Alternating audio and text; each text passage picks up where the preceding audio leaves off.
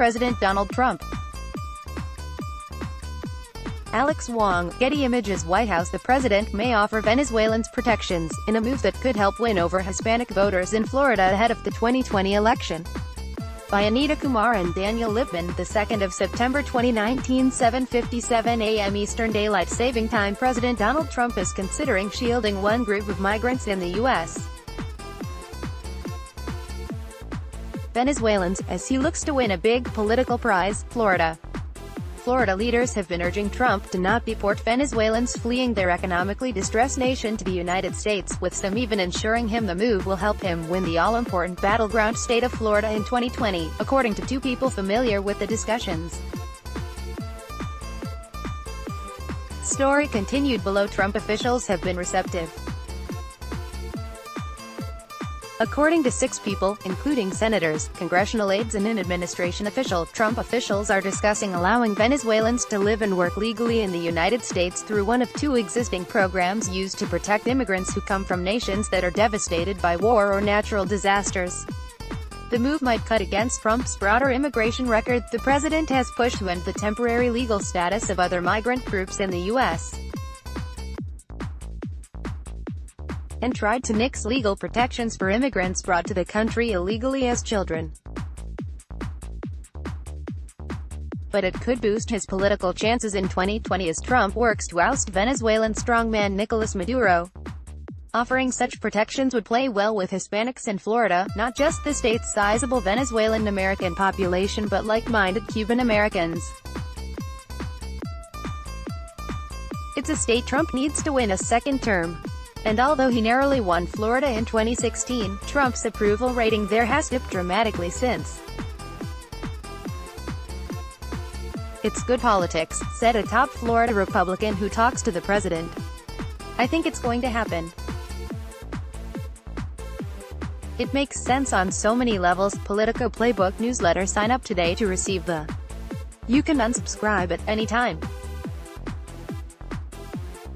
Still, the move could anger Trump supporters who backed him in 2016 based on his vows to crack down on immigration by building a wall on the southern border and ending Obama-era programs that protected immigrants from deportation. In the past, immigrants who have fled their native countries and come to the United States are allowed to apply for protected status for 18 months at a time with the option to renew.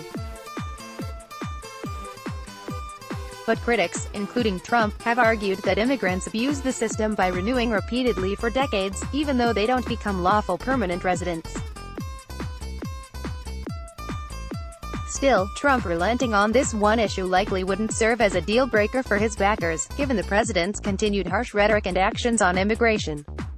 Even those who oppose Trump acknowledge that protecting Venezuelans, through either the temporary protective status or deferred and forced departure programs, would be a smart, good political move for the president as he tries to show he's not monolithic on the issue of immigration.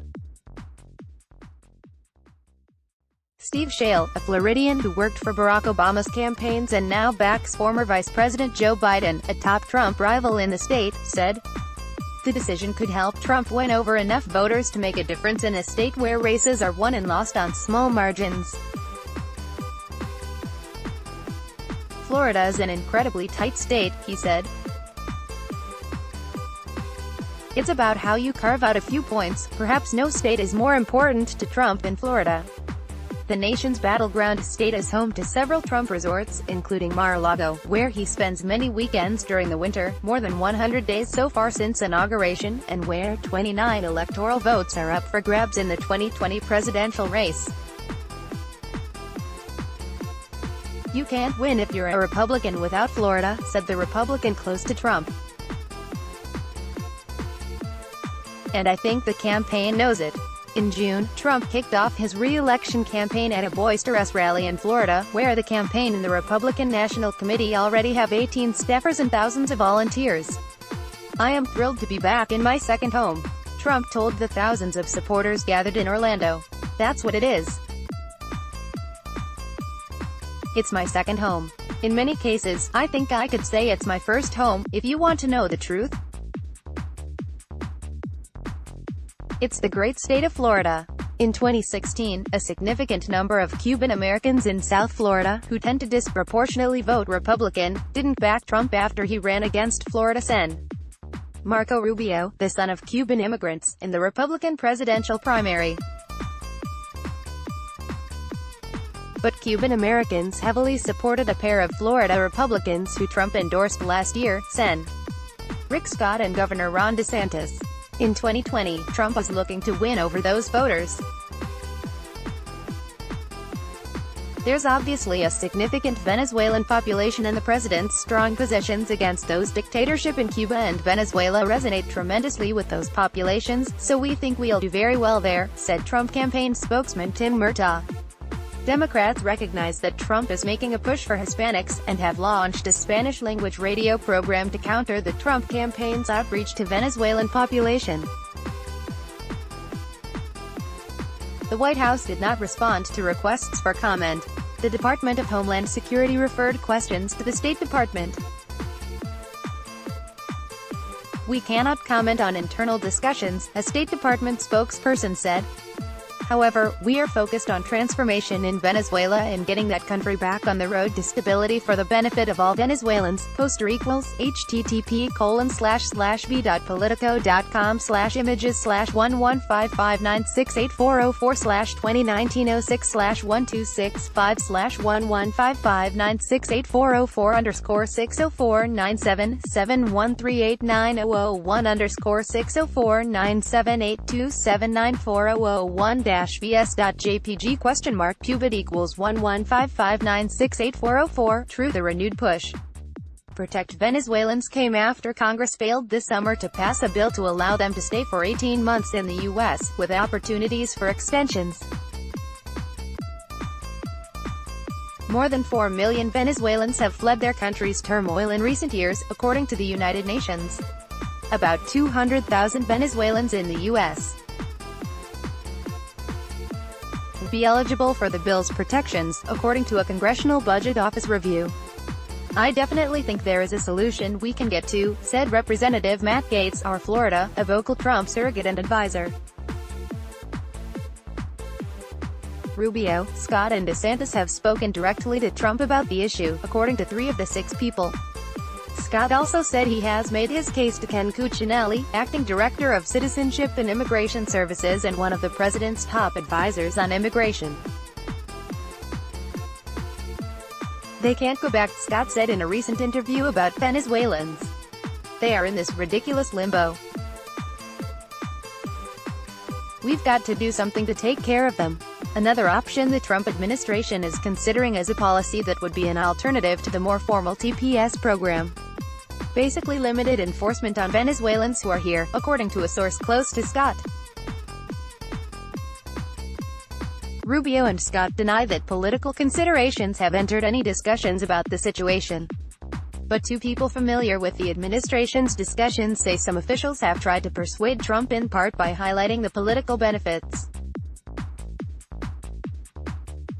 Politically, I don't think there's a downside, said former Florida Republican Congressman David Jolly, an outspoken Trump critic.